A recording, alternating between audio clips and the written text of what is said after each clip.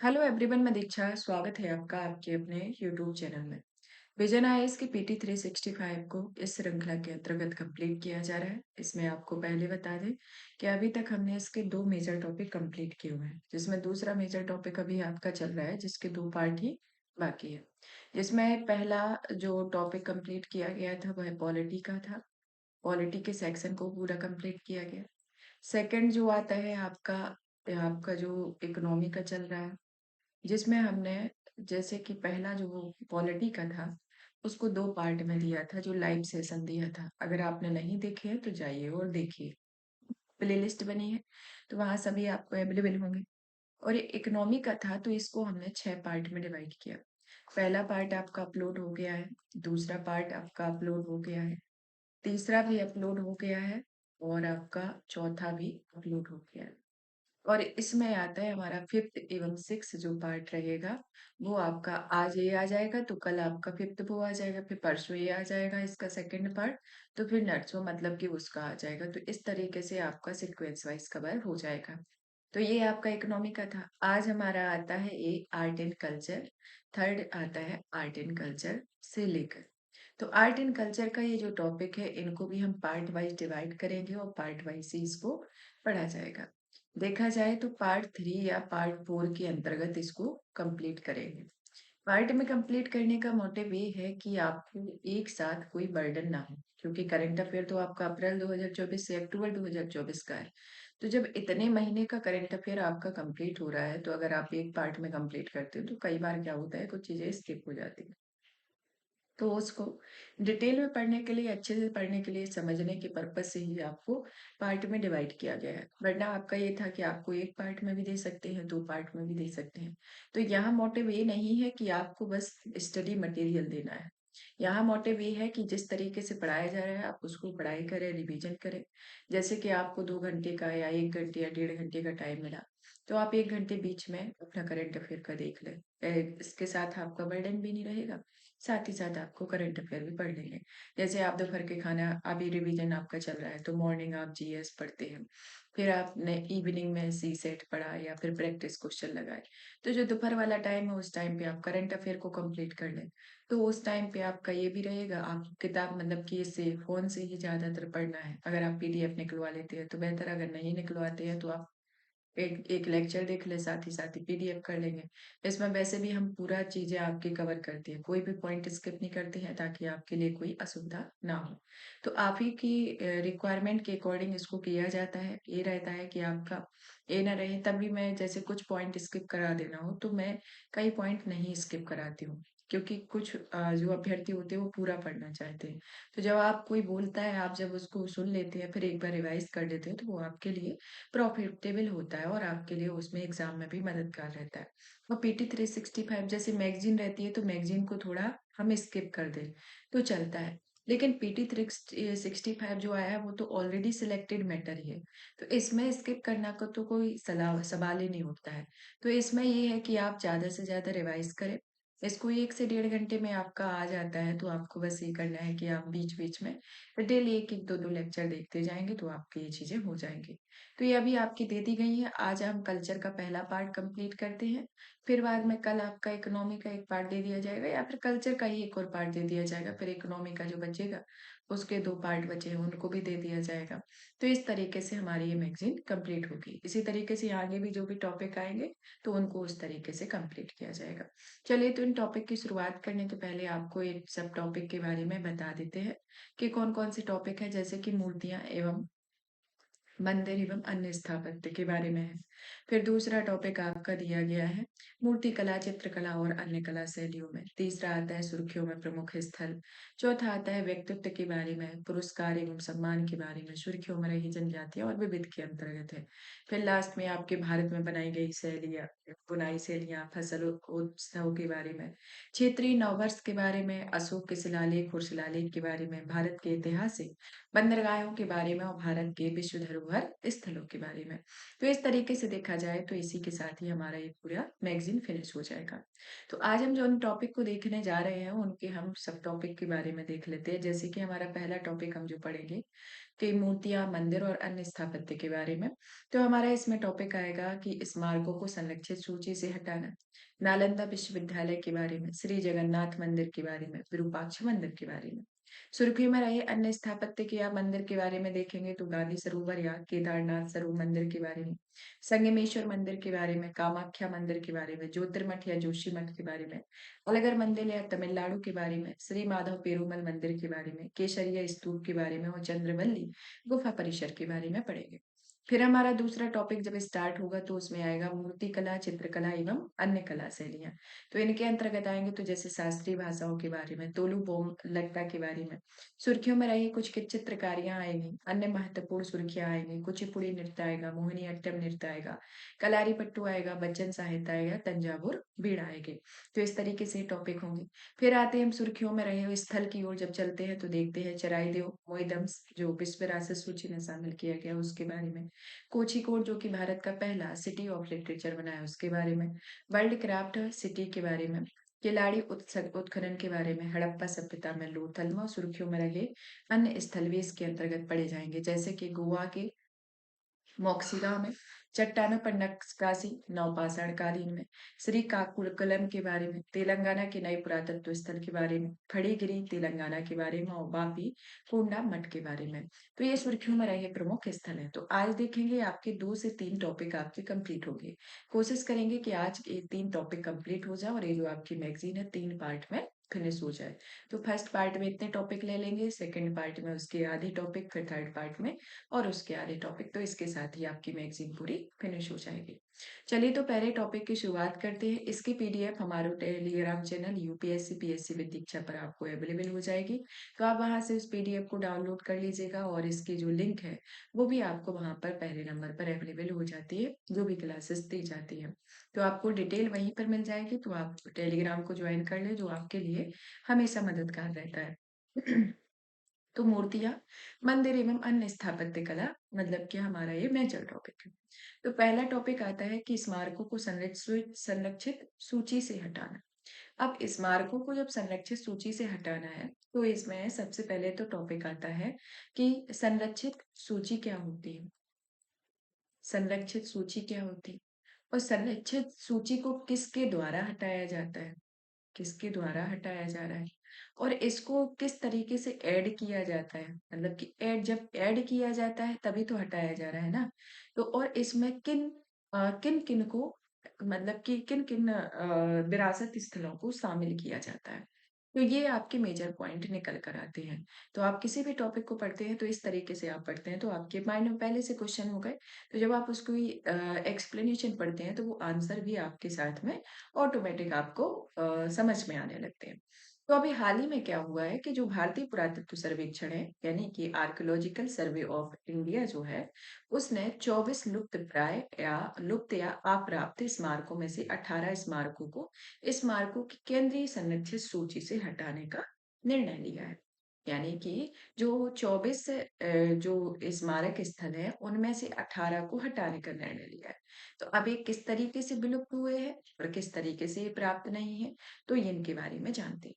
क्या कहा गया है कि एएसआई ने कुछ समय पहले उन स्मारकों की एक सूची जारी की थी जो गायब हो गए थे या लुप्त हो गए थे। इन स्मारकों का अब कोई अंतर्राष्ट्रीय महत्व देखने को नहीं मिलता है। यानी कि अगर किसी को भी मतलब कि कोई भी स्मारक को अगर सूची में शामिल किया जाता है तो उसके पीछे क्या रहता है कि उसका नेशनल इम्पोर्टेंस क्या है।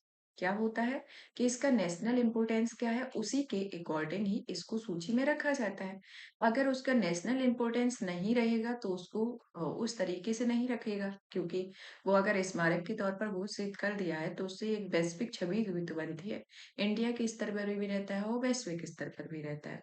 तो उससे एक इम्पैक्ट भी पड़ता है। तो जब अगर राष्ट्रीय महत्व का नहीं रह गया तो उसके के कारण उन्होंने इन 18 स्थलों को हटाने का निर्णय लिया। और ये जो होते हैं भाई अप्राप्त स्मारक एएसआई द्वारा संरक्षित स्मारक होते हैं। इन्हें किसके द्वारा संरक्षित स्मारक होते हैं, एएसआई संरक्षित करता और कई वजहों से इन स्मारकों की सटीक अवस्थिति दशा का निर्धारण करना संभव हो नहीं पाता है।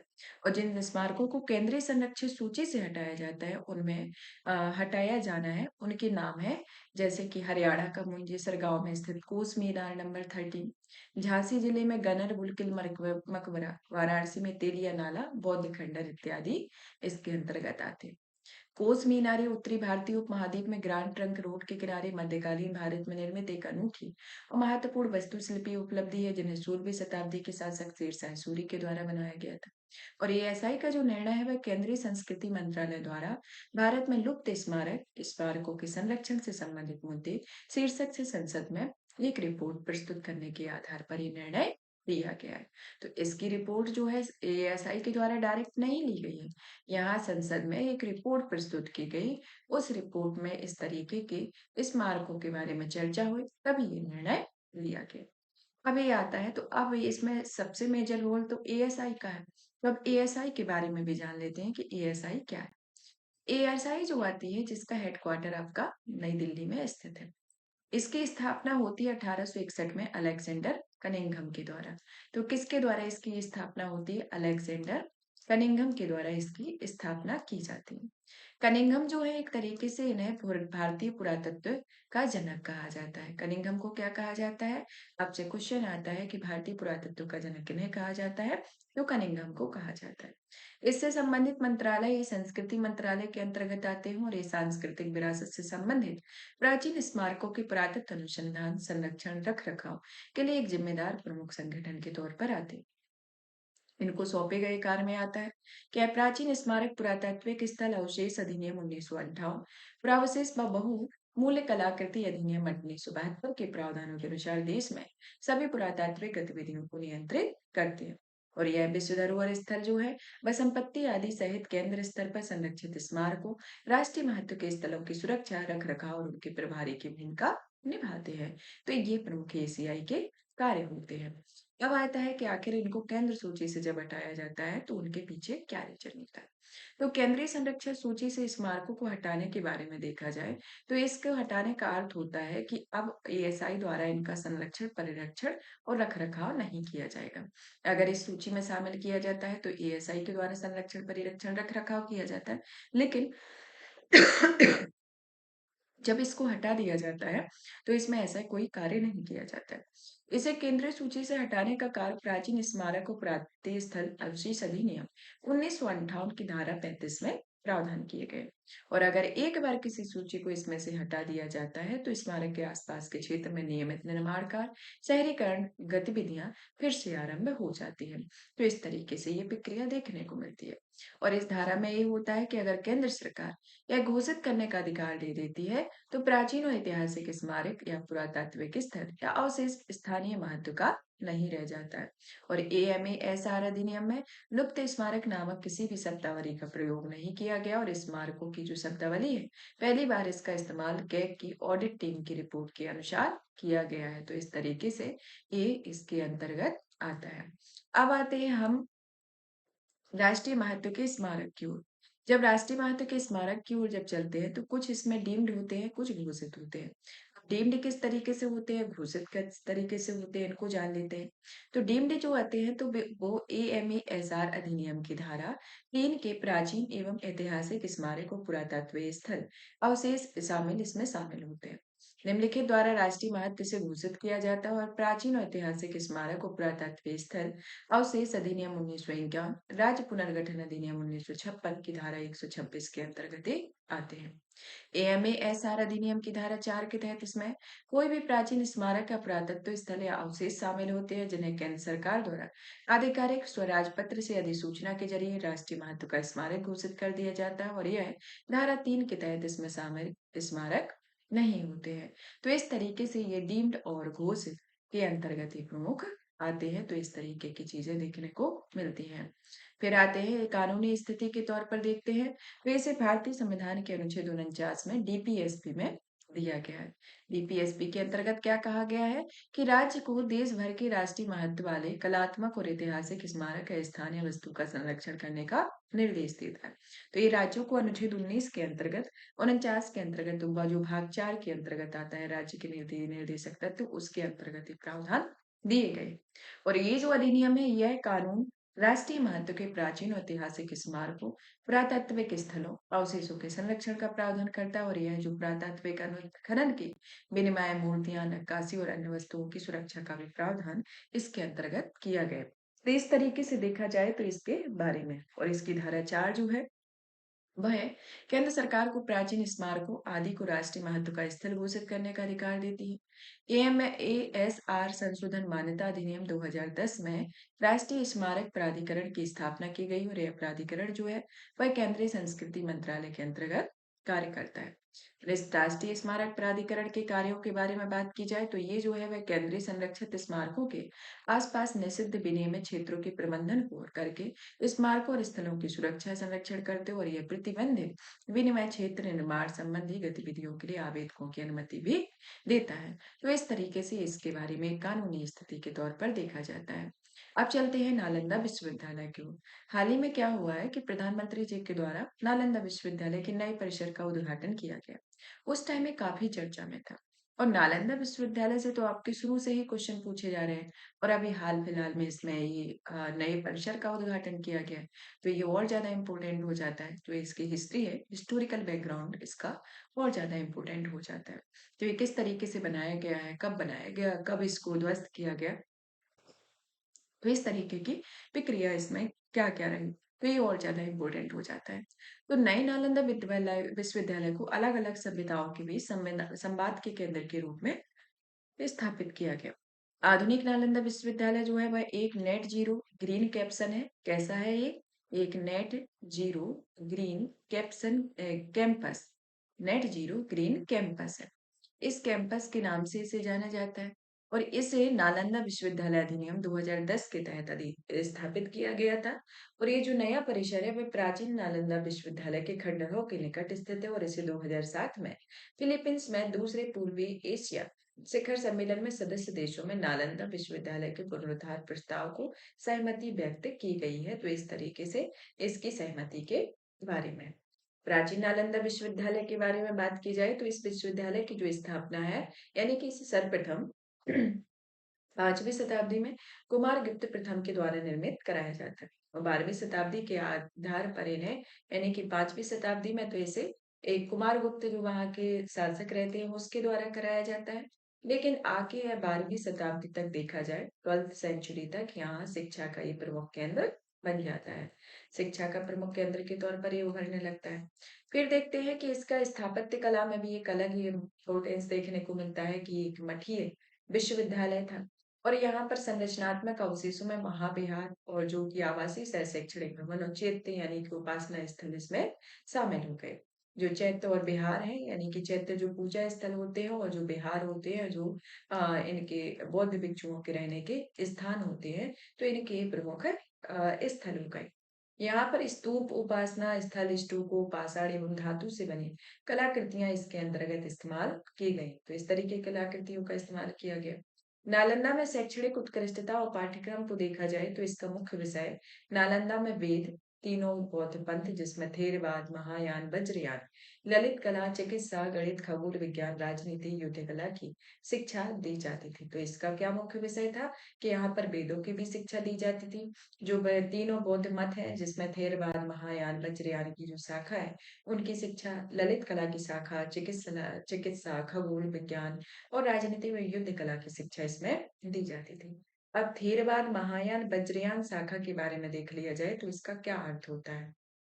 तो थेरवाद जो होता है वह पाली भाषा में इसका अर्थ होता है बुजुर्गों का सिद्धांत और महायान शाखा का अर्थ क्या होता है, बड़ा वाहन। और वज्रयान शाखा का मतलब होता है बौद्ध धर्म का तांत्रिक पथ होता है। तो इस तरीके से देखा जाए तो इनके तीनों के अलग अलग अर्थ निकलते हैं। प्रवेश के तौर पर देखा जाए तो विश्वविद्यालय में पूरी तरीके से योग्यता के आधार पर प्रवेश होता था। यहाँ पर प्रशिक्षित द्वारपालों द्वारा प्रवेश परीक्षाएं आयोजित की जाती है, तभी ही यहाँ पर प्रवेश लिया जाता था। यहाँ का जो पुस्तकालय है यहाँ पर काव्यात्मक रूप से धर्मगुंज या सत्य का शिखर भी कहा जाता था। यहाँ पर 9 मंजिला भवन में 9 मिलियन से अधिक पुस्तकें रखी गई थी, यानी कि यहाँ 9 मंजिला था, 9 मंजिल था जिसमें 9 मिलियन से ज्यादा पुस्तकें रखी गई थी, जहां पर पुस्तकों का एक अपार भंडार देखने को मिलता है। इसका संरक्षक जो है यानी कि संरक्षक के तौर पर किस शासक को जाना जाता है? जो कन्नौज के राजा होते हैं हर्षवर्धन, वो 7वीं शताब्दी में, पाल शासक जो आते हैं 8वीं से 12वीं शताब्दी में, इन लोगों ने अलग-अलग समय पर संरक्षण किया। और ऐसा कहा जाता है जो सम्राट अशोक ने नालंदा में सारिपुत्र के क्षेत्र को बढ़ावा दिया था और वहां एक मंदिर बनाया गया था। तो ये हिस्ट्री आपको पूरी अच्छे से याद रखनी है क्योंकि इससे आपका क्वेश्चन बनेगा ही बनेगा। 1205 ईस्वी में ये था कि कुतुबुद्दीन ऐबक के तुर्क सेनापति बख्तियार खिलजी ने इसे नष्ट कर दिया और 19वीं शताब्दी के प्रारंभ में इस विश्वविद्यालय को फिर से खोज करने का श्रेय सर फ्रांसिस बुकानन को दिया जाता था। अंतर्राष्ट्रीय मान्यता के अकॉर्डिंग देखा जाए तो इसे 2016 में यूनेस्को के विश्व धरोहर स्थल में घोषित किया गया। अब आते हैं नालंदा से जुड़े कुछ व्यक्तित्व के बारे में, ये भी आपके पूछ लेते हैं क्योंकि क्वेश्चन के डायमेंशन का पता नहीं होता है कि किस किस तरीके से आपके क्वेश्चन आते हैं। ये नहीं जैसे अभी इमारत का इसमें नया अवशेष जोड़ा गया है, तो वो तो है ही, लेकिन क्या पता उनके व्यक्तित्व से पूछ ले, शिक्षकों से पूछ ले, विदेशी यात्री से पूछ ले, क्योंकि यहाँ पर बहुत सारे विदेशी यात्री भी रहे, वहाँ कई शिक्षक भी रहे, कुछ व्यक्तित्व भी बहुत ज्यादा प्रभावी व्यक्तित्व रहे, जो शासक है वो भी संबंधित रहे और विशेषताओं से रिलेटेड तो कुछ भी पूछा जा सकता है। तो पाली भाषा में रचित बौद्ध साहित्यों के अनुसार महात्मा बुद्ध ने नालंदा की यात्रा की हुई थी और महात्मा दो बुद्ध के दो शिष्य होते हैं, सारिपुत्र और मोगलयान। तो ये जो दो पुत्र होते हैं, दो शिष्य होते हैं, वह नालंदा में ही रहते थे और जैन ग्रंथों के अनुसार महावीर वर्धमान ने ही 14 वर्षा ऋतु भी यहाँ पर बिताई हुई थी। तो 14 वर्षा ऋतु किसके द्वारा बिताई गई थी यहाँ पर? जो जैन धर्म के प्रमुख तीर्थंकर 24वें तीर्थंकर महावीर जी हैं, उनके द्वारा बिताई गई थी। और यहाँ पर नालंदा के शिक्षकों के बारे में बात कर लेते हैं तो सबसे पहले आते हैं आर्यभट्ट। आर्यभट्ट जो कि प्रसिद्ध गणितज्ञ और शून्य के आविष्कारक आर्यभट्ट ने भी अध्ययन एवं अध्यापन ये नालंदा में ही किया था। फिर आते हैं नागार्जुन जो कि बौद्ध महायान के एक महान दार्शनिक है। दिगनाथ जो कि तर्कशास्त्र के दर्शन के संस्थापक रहे। धर्मपाल एक ब्राह्मण विद्वान थे। अभयकर पुत्रगुप्त जो है वह तांत्रिक साधक थे और वे साथ में महाबोधि और नालंदा और विक्रमशिला मठों में मठाधीश रहते थे। नरोपा जो आते हैं वह तिब्बती परंपरा के तांत्रिक वंशावली से संबंधित थे और 1049 से 1057 तक इसमें नालंदा के ये मठाधीश रहते हैं। तो इस तरीके से देखा जाए तो इसमें ये चीजें देखने को मिलती हैं। नालंदा में यात्रा करने वाले विदेशी यात्रियों के बारे में बात करें तो नालंदा में चीन, Korea, Japan, Tibet, Mongolia, Sri Lanka, दक्षिण पूर्व एशिया विद्वानों की ओर अपनी ओर खींचा और इन्होंने 7वीं शताब्दी के विद्वान ई किन चुआनयांग ह्वेनसांग नालंदा आए थे और नालंदा को तब नाला कहा जाता था और जुआंग ने ही यहाँ पर सर्वोच्च अधिकारी कुलपति शीलभद्र के अधीन नालंदा में योग शास्त्र का अध्ययन किया हुआ था। तो इस तरीके से देखा जाए तो ये नालंदा के विदेशी यात्रियों के बारे में। नालंदा की विशेषताओं के अंतर्गत बात की जाए तो नालंदा की स्थापत्य की संबंधी विशेषताएं आती हैं, जैसे पहले आती है संरचना एवं निर्माण संरचना को लेकर। यहाँ पर देखते हैं कि यह इमारत प्राचीन कुषाण स्थापत्य शैली से निर्मित है। इसका निर्माण उत्तर दक्षिण दिशा में एक कक्षीय योजना के तहत किया जाता है।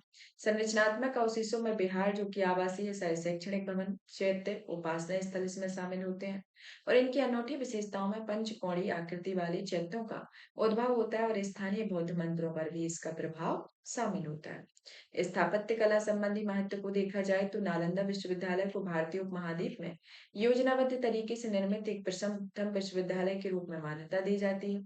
नालंदा की स्टोको प्लास्टर विधि ने थाईलैंड की निर्माण विधियों से प्रभावित किया और यह धातुकला ने विद्वानों के जरिए मलय द्वीप समूह, नेपाल, म्यांमार एवं तिब्बत को प्रभावित किया और यहाँ की स्थापत्य बौद्धों की वैचारिक प्रणाली में बदलाव और महायान से वज्रयान के झुकाव की ओर प्रदर्शित होती है। तो ये स्थापत्य कला संबंधी महत्व आते हैं। नालंदा महाविहार की मूर्तिकला शैली के बारे में बात करें तो इसकी उत्पत्ति होती है स्टूको पत्थर और कांसे से तैयार की गई नालंदा की मूर्तिकला सारनाथ की गुप्त कला मूर्तिकला से विकसित की गई है। तो इस तरीके की मूर्तिकला वहां पर विकसित की गई है और यहाँ पर मुकुटधारी बुद्ध का चित्रण आमतौर पर 10वीं शताब्दी के बाद देखने को मिलता है। मतलब कि 10वीं शताब्दी के बाद इसमें मुकुटधारी अ, चित्रण देखने को मिलता है, उसके पहले ऐसा चित्रण नहीं देखने को मिलता है।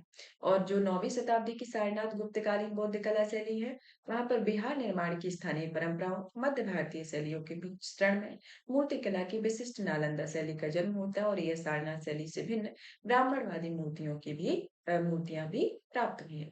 नालंदा मूर्ति कला की शैली के अंतर्गत देखा जाए तो इसमें आती है पाषाण निर्मित मूर्ति। पाषाण निर्मित मूर्तियों में इस तरीके संरचनाओं को बनाया गया है कि यहाँ पर चेहरे के हाव भाव की विशेषताएं, शरीर के गठन, वस्त्रों एवं आभूषणों की विशेषता देखने को मिलती है।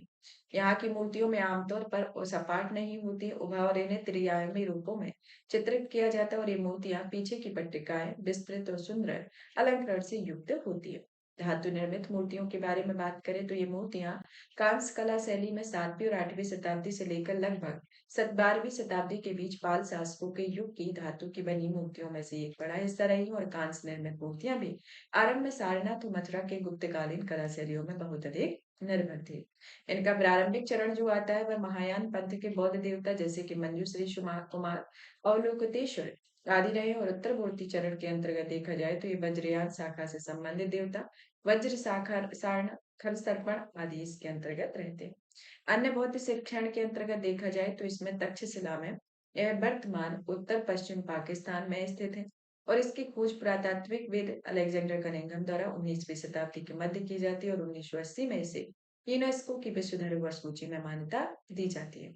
यह अध्ययन करने वाले विख्यात शिष्यों में व्याकरणविद पढ़नी जो कि अष्टाध्यायी के लेखक है, चिकित्सक, जीवक और शासन कला के कुशल प्रतिपादक चाणक्य इसके अर्थशास्त्र में शामिल होते हैं।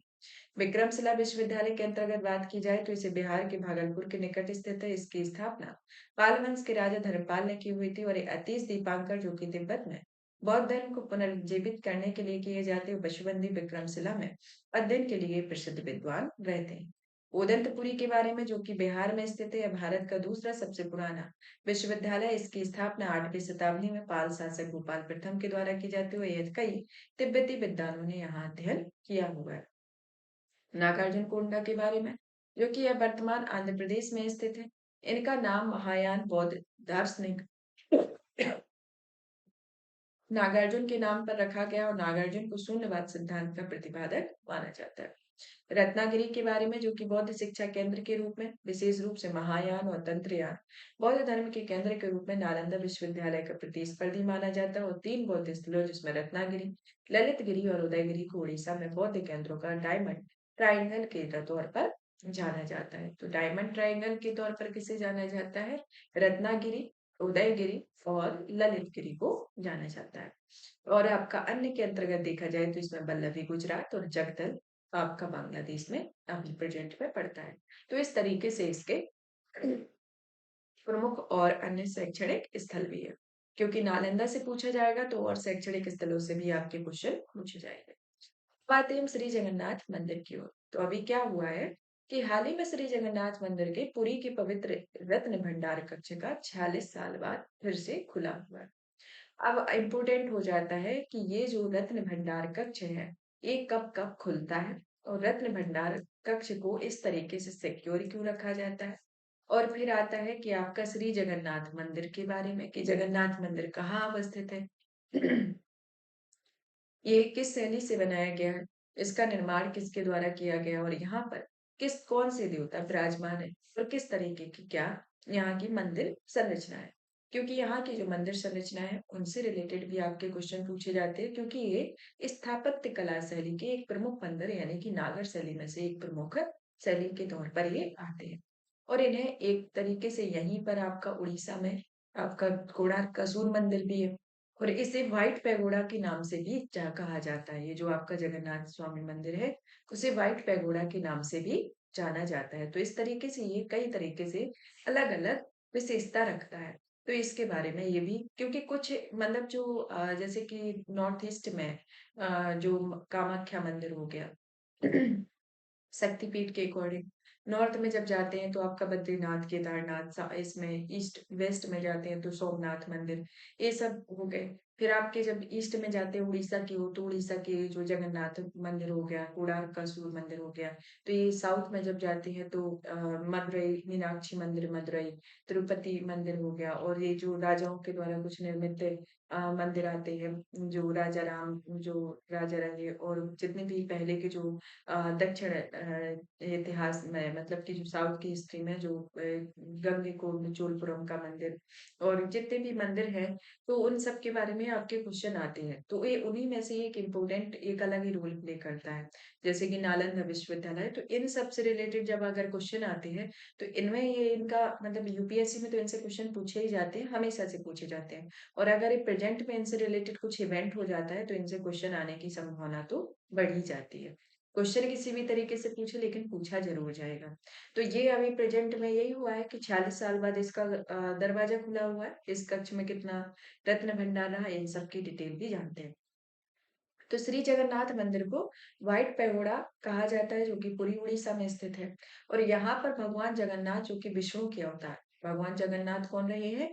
विष्णु के अवतार, और उनकी बहन सुभद्रा, देवी सुभद्रा, और बड़े भाई बलभद्र, जो पति त्रिदेव के समर्पित है। तो इस तरीके से देखा जाए तो जहां जब आप इस मंदिर में जाते हैं, तो बीच में इनकी बहन रहती है, और एक साइड में इनके पति रहते, मतलब कि एक साइड भगवान विष्णु रहते हैं, और एक साइड भगवान बलभद्र रहते हैं, यानी कि इनके बड़े भाई और इनके दोनों भाइयों के बीच में पत्नी ये जो सुभद्रा जो बहन है, वो रहती है। यहाँ जो रत्न भंडार में पवित्र त्रिदेव जो है, यानी कि जो त्रिदेव आते हैं तीनों, तो उनके रत्न मौजूद है। और इस मंदिर का निर्माण 12वीं शताब्दी में पूर्वी गंग वंश के प्रथम राजा अनंत वर्मन चूड़गंग के द्वारा किया गया। तो किसके द्वारा इस मंदिर का निर्माण किया गया है? अनंत वर्मन चोड़गंग के द्वारा इसका निर्माण किया जाता है। इस मंदिर की स्थापत्य कला शैली के अंतर्गत देखें, तो इस मंदिर का जो स्थापत्य कला है, वह मंदिर स्थापत्य की कलिंग शैली से निर्मित है। किस शैली से निर्मित है? कलिंग शैली से निर्मित है, जो कि नागर शैली की एक उपशैली है। तो अगर मोटा मोटी तौर पर देखा जाए, तो ये नागर शैली से निर्मित है, और नागर शैली की और डिटेल में पूछ लिया जाए, तो इसकी कलिंग उपशैली से निर्मित। इस मंदिर के मुख्यतः 4 भाग होते हैं। कौन-कौन से 4 भाग होते हैं? एक आता है विमान या देवल होता है, दूसरा आता है जगमोहन, फिर आता है आपका नट मंडप, और उसके बाद आता है आपका भोग मंडप। तो इस तरीके से इस मंदिर की ये जो संरचना है मंदिर में, ये होता है। तो ये जो मंदिर का जो गर्भगृह होता है, यानी कि जैसे अ, देवल या मंदिर का जो विमान नागर शैली से निर्मित देवल होता है। यहाँ विमान को शिखर कहा गया है। इस तरीके का ये देवल है, इसे शिखर कहा जाता है। यहाँ पर एक झंडे का एक अलग ही महत्व होता है यहाँ के मंदिर में। जो इसकी जो दिशा जो होती है, वो उसके अपोजिट साइड में देखने को मिलती है। अभी जब आप जाते हैं, तो वहाँ देखते हैं कि उस जगन्नाथ मंदिर में जो झंडा जो फहरा रहा होता है, वो दिशा के मतलब कि जिस दिशा में हवा चल रही है, उसी हवा में उसी दिशा में हम झंडा जाता है ना। लेकिन क्या होता है कि वहां पर उसके अपोजिट डायरेक्शन में ही चलता है, और वहां पर झंडा फहराने का जो मान्यता है, वो एक अलग ही तौर पर है। तो इस तरीके से आता है। इस मंदिर में रेखा देवल बना होता है, और ये विमान के शिखर के नाम से जाना जाता है। इस रेखा देवल को क्या कहा जाता है? विमान का शिखर कहा जाता है यहाँ पर। और यहाँ पर एक वक्राकार मीनार के समान होती है, ये वक्राकार मीनार के समान होती है, यहीं पर आपका कलश रखा जाता है। यहाँ एक पीड़ा देवल होता है, जो कि शिखर पीड़ाकार होता है। ये जो होता है यहाँ पर शिखर में एक पीड़ा देवल के रूप में भी होती है, जहाँ पर ये वक्राकार मीनार होती है। ये पीड़ा देवल एक तरीके से है। ये यहाँ पर हम पीड़ा जगमोहन को इस तरीके से देख सकते हैं कि यहाँ इस तरीके से रहते हैं। यहीं पर आपका एक घंटा लगा हुआ है, और यहाँ पर ये पीड़ा बनी हुई है। तो इसी के संदर्भ में इसको समझाया गया। यहाँ नट मंडप जो होता है, वह नट मंडप में दर्शकों के लिए नृत्य कक्ष बनाए गए हैं। तो यहाँ पर नृत्य कक्ष भी बनाए गए हैं, और यहाँ पर भोग मंडप में विशिष्ट अनुष्ठानों के लिए प्रसाद, अर्पण और सभा कक्ष भी बनाए गए हैं। तो आप जब जैसे मंदिर से बाहर निकलते हैं, जब आपने मंदिर में दर्शन कर लेते हैं, तो बाहर की ओर वहां पर कक्ष भी बनाए गए हैं, और साथ ही साथ में वहां खाने पीने की अलग से व्यवस्था की गई है। वहां का जो मेन भोजन होता है, वो वहां मिलता है। राइस के साथ वहां पर जिस तरीके का जो प्रसाद के तौर पर मिलता है। तो उस तरीके से वहाँ वहीं अंदर ही मंदिर के अंदर ही वहीं परिसर में उस तरीके की चीज़ें देखने को मिलती हैं। यहाँ ये मंदिर के जो भूमि और अमला होता है, राहपाग होता है और ये जंगा होती है। ये तीनों क्या कहलाते हैं? रंदी कहलाते हैं। यहाँ पर एक बड़ा होता है जहाँ पर बरंडी, जंगा और पिस्ता के तौर पर इसे देखा जाता है। तो इस तरीके की इसकी कलाकृति होती है। और ये मुख्य मंदिर की जो बाहरी दीवार है वहाँ पर भगवान विष्णु की आकृतियां उभेरी गई है और दोनों ओर भगवान विष्णु की चार चार आकृतियां उत्कीर्ण है और प्रमुख कुल मिलाकर ये भगवान विष्णु के 24 रूपों केशव, माधव, दामोदर, नारायण आदि को समर्पित है। रत्न भंडार के बारे में देखा जाए तो रत्न भंडार जो है वह मंदिर के जगमोहन के उत्तरी छोर पर स्थित है। रत्न जगमोहन मंदिर का एक सभा कक्ष होता है, यानी कि सभा कक्ष में रत्न भंडार की उपस्थिति है। और इसके दो भाग होते हैं, पहला बाहर मंडल यानी कि बाहरी कक्ष, दूसरा होता है भीतर मंडल यानी आंतरिक कक्ष। तो यहाँ पर श्री जगन्नाथ मंदिर के 56 भोग प्रसाद में से एक मागाजी लाडू को भौगोलिक संकेतक दिया गया है। तो जो मागाजी लाडू वहां पर 56 भोग में से एक आता है, उसे क्या दिया गया है? उसे जीआई टैग के तौर पर दिया गया है। तो ये जीआई टैग इसे दिया गया है। और मागाजी लाडू उड़ीसा के ढेंकनाल जिले की प्रसिद्ध पारंपरिक मिठाई है। तो वहां की ये प्रसिद्ध मिठाई भी है। तो इस तरीके से ये मंदिर संरचना और रत्न भंडार के बारे में। अब चलते हैं विरूपाक्ष मंदिर की ओर। विरूपाक्ष मंदिर में देखते हैं कि हाल ही में भारी वर्षा के कारण विरूपाक्ष मंदिर में सालू मंडप का हिस्सा ढह गया है। जब सालू मंडप का हिस्सा ढह गया है तो ये सालू मंडप कौन सा है?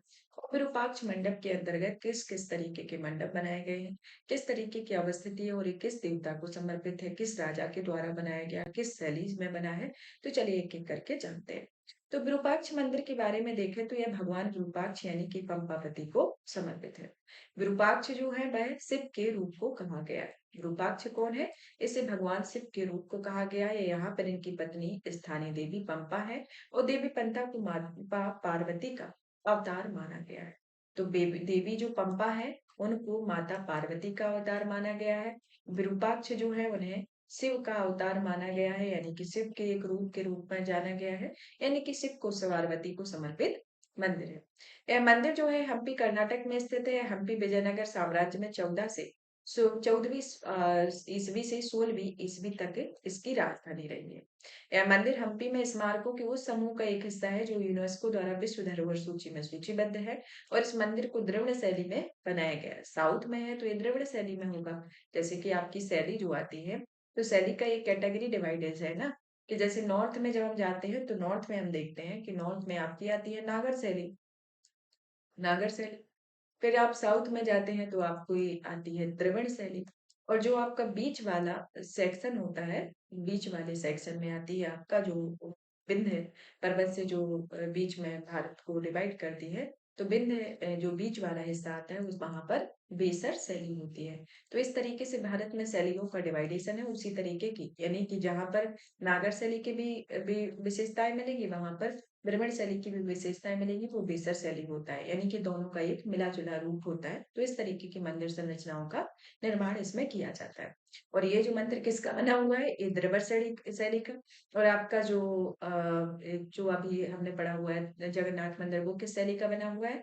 नागर शैली का। और उसकी उप शैली कौन सी है? कलिंग उप शैली। तो इस तरीके से बनाए जाते हो। इनकी खास विशेषताओं में जैसे कि भव्य गोपुरम बनता है, विमान बनते हैं, जटिल नक्काशी होती है और इस पर दम युक्त सभा कक्ष बनाए जाते हैं। और मंदिर के इतिहास की ओर चले तो मंदिर का निर्माण होता है, कार्य सदियों तक चलता है और सदियों तक चला था। और इस लेख से पता चलता है कि सबसे पहला मंदिर 740 ईस्वी में चालुक्य रानी लोक महादेव के द्वारा बनवाया गया था। और दक्षिण के राजाओं ने पति की विजय की स्मृति में इस मंदिर को निर्मित किया हुआ था। पल्लव, चालुक्य, होयसल, चोल जैसे राजवंशों ने मंदिर के विस्तार अलंकरण में अपना योगदान दिया था। और इनका सर्वाधिक विस्तार जो है वह विजयनगर शासकों के द्वारा कराया गया था। और विजयनगर शासकों ने संगम वंश के शासकों ने एक मंदिर का प्रमुख धार्मिक स्थल के रूप में मान्यता दिलाने का अपना योगदान दिया। और तुलुक वंश के शासकों ने मंदिर का सर्वाधिक विस्तार भी किया हुआ था। और तुलुक वंशों में से एक आते हैं सबसे, जो तुलुक वंश के सबसे प्रभावशाली शासक आते हैं कृष्णदेवराय। और कृष्णदेवराय के जब राज्याभिषेक किया गया, राज्यारोहण किया गया, तो उसी उपलक्ष्य में मुख्य मंदिर के सामने एक सभा कक्ष का निर्माण के साथ साथ पूर्वी गोपुरम का भी निर्माण किया गया। तो कृष्णदेवराय का एक अलग ही इम्पोर्टेंस होता है और ये किससे संबंधित है? तुलुक वंश से संबंधित है। जो आपके चार आते हैं संगम वंश के अंतर्गत, जिसमें संगम, सुलुक, तुलुक, अरावटु, ये चार वंश होते हैं। उनमें से एक वंश आता है तुलुक वंश, जिसमें एक प्रमुख शासक आते हैं कृष्णदेवराय। उन्हीं के बारे में ये चीजें हैं। तो उनका जब राज्यारोहण हुआ था, उसी टाइम पे मुख्य मंदिर के सामने एक सभा कक्ष के निर्माण के साथ साथ पूर्वी गोपुरम का भी निर्माण किया गया था। तो ये मंदिर की हिस्ट्री है। फिर चलते हैं द्रविड़ स्थापत्य कला की प्रमुख विशेषताओं के तौर पर। अभी तो हमने नागर स्थापत्य कला की विशेषताओं को जाना, द्रविड़ के बारे में भी जान लेते हैं।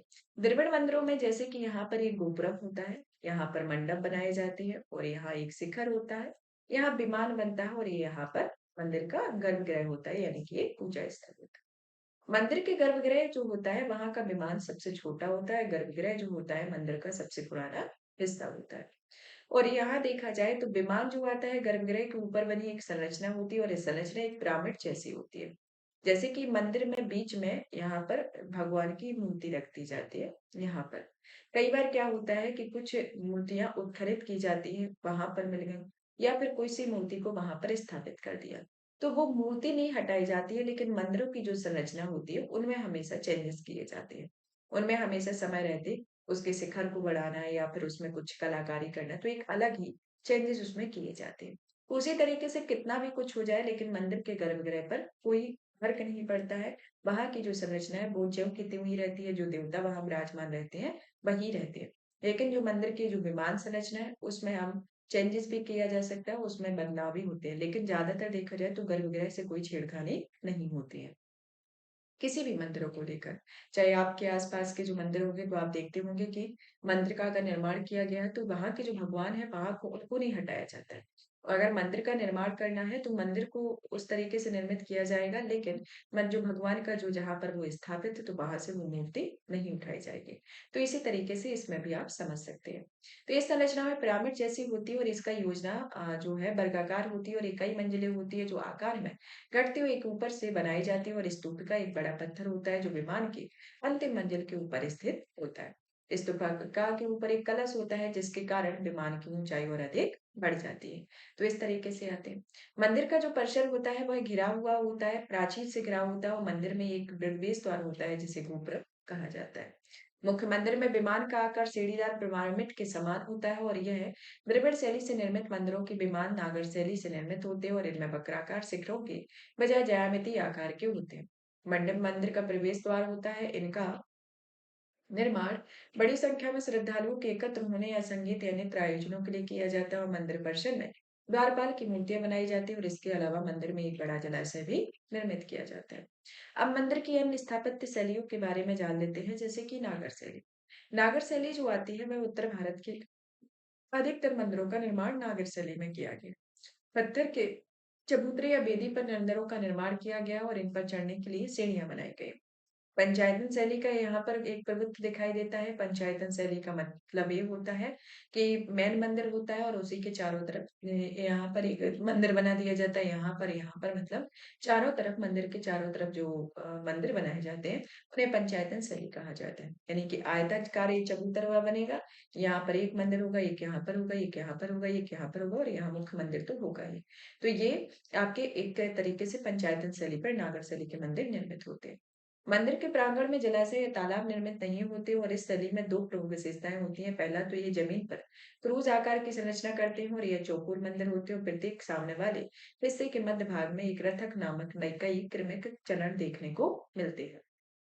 और यह है वक्रीय शिखर के अंतर्गत आते हैं, जिसमें घुमावदार शिखर धीरे धीरे अंदर की ओर मुड़ता हुआ बढ़ता है और चोटी पर शिखर पर मिलता है। और शिखर की जो चोटी होती है वह शीर्ष भाग पर एक नालीदार चक्रिका यानी कि तस्तरी होती है, जिसे आमलक कहा जाता है और आमलक पर उभारदार चक्र भी बनाए जाते हैं। उदाहरण के तौर पर देखा जाए तो इसे मुंडेरा का सूर्य मंदिर और सोमनाथ मंदिर के इसके प्रमुख एग्जाम्पल आते हैं। अब चलते हैं बेशर शैली की ओर। जैसे कि ये मंदिर स्थापत्य की नागर शैली है, जहाँ पर ये आमलक बना है। यहाँ पर एक से मुंडी है, ये शिखर है, ये गर्भगृह है और यहाँ पर मूर्ति रखी गई है। यहाँ ये मंडप बनाए गए और ये यहाँ पर चबूतरा है। तो इस तरीके की संरचना है। जब बेसर शैली की ओर चलते हैं तो देखते हैं कि बेसर शैली नागर और द्रविड़ दोनों शैलियों की एक अलग ही विशेषता रखती है। इस शैली के संरक्षक जो है वह चालुक्य राष्ट्रकूट होयसल शासक आते हैं और द्रविड़ मंदिर शैली के विपरीत इस शैली को गर्भगृह के चारों ओर ढका हुआ प्रदक्षिणा पथ नहीं होता और यहाँ एवुल का लाड़ खान मंदिर, बादामी के मंदिर और पदक्कल का विरूपाक्ष मंदिर इसके प्रमुख उदाहरण होते हैं। विजयनगर साम्राज्य के अंतर्गत चलते हैं, यहाँ पर हमने तीनों शैलियों के बारे में देखा। विजयनगर साम्राज्य की ओर चलते हैं तो देखते हैं कि विजयनगर साम्राज्य के क्रमिक राजवंशों के बारे में जान लेते हैं, जैसे कि संगम वंश, तुलुप वंश, अरावली वंश। संगर वंश की जो स्थापना है वह हरिहर और बुक्का नामक दो भाइयों के द्वारा की जाती है। तो इनका সময়काल 1336 से विजयनगर साम्राज्य का 1646 तक रहता है। इनका ये समय काल रहता है। तो संगम वंश की शुरुआत भी 1336 से होती है। फिर आता है सलुप वंश, जो कि संगम वंश के पतन के बाद आता है। तुलुप वंश, जिसमें विजयनगर साम्राज्य अपने चरमोत्कर्ष पर पहुंच गया था और इन्हीं के समय में कृष्णदेव राय रहते हैं, जो यहाँ के सबसे प्रभावशाली राजा के तौर पर होते हैं। अरावडू आते हैं, जिन्होंने शासन काल आंतरिक संघर्षों और बाहरी आक्रमणों से इनका ग्रसित था। फिर साम्राज्य के विस्तार की ओर देखा जाए तो कृष्णदेव राय के द्वारा 1512 ईस्वी में तुंगभद्रा और कृष्णा नदियों के बीच की भूमि को रायचूर दोआब पर अधिकार कर लेता है। 1514 में ईस्वी में उड़ीसा के शासकों को विजयनगर की अधीनता स्वीकार करनी पड़ती है और 1920 में बीजापुर के सुल्तान को बुरी तरह से पराजित किया जाता है। तो इस तरीके से ये साम्राज्य के विस्तार को लेकर। यहाँ की राज व्यवस्था के बारे में बात करें तो यहाँ पर अमर नायक सैन्य कमांडर होते हैं, जिन्हें राय यानी कि राजा द्वारा शासन करने के क्षेत्र दिया जाता है। वे कर संग्रह करते हैं और ये राजस्व के कुछ हिस्से के निजी इस्तेमाल करते हैं और हाथियों और घोड़ों के निर्धारण, दल पे रख रखाव के लिए, मंदिरों के रख रखाव के लिए, सिंचाई कार्यों के लिए आपस में पास रख लेते हैं। आयकर व्यवस्था में 12 पदाधिकारी होते हैं, जिन्हें सामूहिक रूप पर आयगर कहा जाता है या आयगर के तौर पर जाना जाता है और इनके शासन द्वारा प्रत्येक आवंटित गांव में नियुक्त किया जाता है। यह पद बाद में वंशागत हो जाता है। भू राजस्व प्रशासन के अंतर्गत देखा जाए तो इसमें अमरम और भंडारवाड़ा अमर नायकों की अधिकार वाली भूमि होती है और नायकों ने इस जमीन को खेती के लिए कन्याल लार सेवा प्राप्त की थी। मंदिरों को दिए जाने वाले मुक्त भूखंड को मान्या भी कहा जाता है और स्थापत्य के उत्कृष्ट उदाहरणों में आता है विरूपाक्ष मंदिर, विठल मंदिर परिसर, हजारा राम मंदिर, हम्पी परिसर यूनेस्को विश्व धरोहर में स्थित है। साहित्य के अंतर्गत देखा जाए तो इसमें कृष्णदेव राय की साहित्यिक कृति है, जिसमें अमुक्त मालयात, राज व्यवस्था पर रचना, जामवती कल्याणम, संस्कृत नाटक, अष्टदिग्गज कृष्णदेव राय के दरबार में विभूति, 8 कवियों में प्रयुक्त शब्द आते हैं। तो इस तरीके से ये साहित्य के बारे में है। अब चलते हैं हम सुर्खियों में रहे प्रमुख स्थापत्य की ओर। सुर्खियों में रहे स्थापत्य के अंतर्गत आते हैं पहले नंबर पर गांधी सरोवर या केदारनाथ सरोवर की ओर। तो उत्तराखंड में केदारनाथ मंदिर के पास स्थित गांधी सरोवर भारी हिमस्खलन की चपेट में आ गया। गांधी सरोवर को चोराबाड़ी ताल के नाम से भी जाना जाता है। तो चलिए जान लेते हैं गांधी सरोवर के बारे में और यहाँ पर किस तरीके के भारत में ज्योतिर्लिंग के बारे में भी जान लेंगे, क्योंकि इनका एक ओवरव्यू समझ लेंगे। भारत में टोटल 12 ज्योतिर्लिंग है, जिसमें जैसे कि केदारनाथ उत्तराखंड में एक ज्योतिर्लिंग है, महाकालेश्वर उज्जैन मध्य प्रदेश में है, ओमकारेश्वर खंडवा में भी एक ज्योतिर्लिंग, मतलब कि मध्य प्रदेश में 2 आते हैं। फिर यहाँ जब गुजरात में नागेश्वर आता है, दारूकावन में सोमनाथ सौराष्ट्र गुजरात में स्थित है। फिर त्र्यंबकेश्वर जाते हैं तो वहां नासिक महाराष्ट्र में है, भीमा शंकर पूरे महाराष्ट्र में है। फिर यहाँ पर बाबा वैद्यनाथ देवघर झारखंड में आते हैं, काशी विश्वनाथ मंदिर वाराणसी उत्तर प्रदेश में, गृषणेश्वर जो आते हैं औरंगाबाद महाराष्ट्र में आते हैं, मल्लिकार्जुन श्रीशैलम आंध्र प्रदेश में और रामेश्वरम रामेश्वरम तमिलनाडु में आते हैं। तो इस तरीके से देखा जाए तो भारत के विभिन्न राज्यों में टोटल 12 ज्योतिर्लिंग है, जिसमें एक आता है आपका उत्तराखंड में, आपके 2 आते हैं मध्य प्रदेश में, 2 आते हैं गुजरात में और आपके 3 आते हैं महाराष्ट्र में और एक आता है आपका उत्तर प्रदेश में, एक आता है आपका झारखंड में और आपका महाराष्ट्र में 3 टोटल हो गया, आंध्र प्रदेश में एक आता है और आपका राम तमिलनाडु में एक आता है। तो इस तरीके से देखा जाए तो भारत के इतने राज्यों में ये प्रमुख ज्योतिर्लिंग चलते हैं। और अभी ये चर्चा किसका विषय बनी हुई है? केदारनाथ मंदिर के बारे में, जिसे गांधी सरोवर के नाम पे भी जाना जाता है और साथ ही साथ ये 12 ज्योतिर्लिंगों में से एक है। तो 12 ज्योतिर्लिंग भी इंपोर्टेंट हो जाते हैं, साथ ही साथ इस गांधी सरोवर के बारे में जानते हैं। तो गांधी सरोवर के पास देखा जाए तो इसका मूल नाम कांति सरोवर है। क्या है इसका नाम? कांति सरोवर है, जो जोड़ावाड़ी वामन ग्लेशियर से इसकी स्थापना हुई थी। इसी झील के पास भगवान शिव ने सप्त ऋषियों को योग का ज्ञान दिया था। तो सप्त ऋषियों को योग का ज्ञान किसके द्वारा दिया गया था? इन्हें भगवान शिव ने सप्तऋषियों को योग का ज्ञान दिया था। ऐसी ही गांधी सरोवर में मान्यता है। केदारनाथ मंदिर के बारे में देखें तो ये 12 ज्योतिर्लिंगों में से एक है और ये उत्तराखंड की 4 धाम यात्रा में 4 पवित्र तीर्थ स्थलों में भी आता है। और ये तो जैसे 12 ज्योतिर्लिंग आते ही हैं, लेकिन 4 तीर्थ स्थल जो उत्तराखंड के हैं उनमें से भी एक आता है, जिसमें पहला आता है आपका यमुनोत्री, गंगोत्री, बद्रीनाथ और केदारनाथ। तो ये 4 प्रमुख वहां के तीर्थ स्थल है जिसमें से ये एक आता है। अब चलते हैं संगमेश्वर मंदिर की ओर, जो कि आपका कृष्णा नदी के बाढ़ के कारण संगमेश्वर मंदिर जो है वह जलमग्न हो गया है। इस तरीके से आप देख सकते हैं कि यहाँ पर चारों तरफ पानी हो भरने के कारण यह जलमग्न हो गया है। अब जलमग्न हो गया है तो आपका ये तो हो गया है, बट आपके लिए इसमें ये हो जाता है कि ये कहाँ मंदिर है, किसके द्वारा निर्मित किया गया है और इसमें कौन से भगवान विराजित होते हैं उन सब के बारे में और किस शैली से निर्मित है।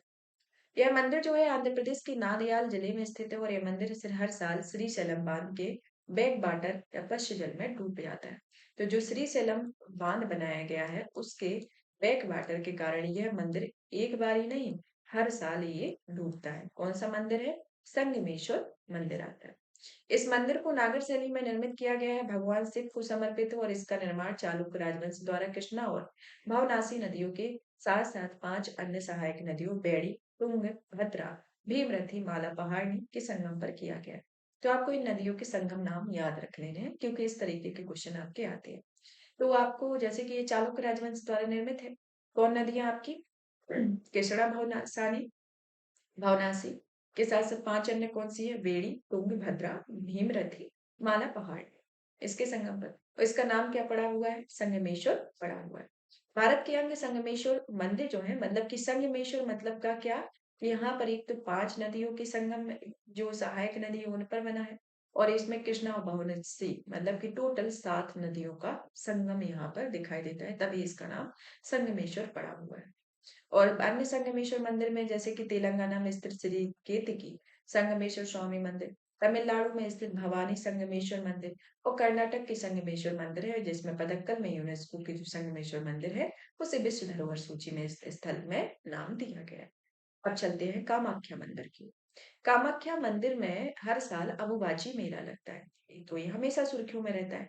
अबुबाची मेला क्यों लगता है और उस टाइम पे क्या मान्यता रहती है जिसके कारण इस मेला को लगाया जाता है? ये आपका कामाख्या मंदिर है जो असम में स्थित है।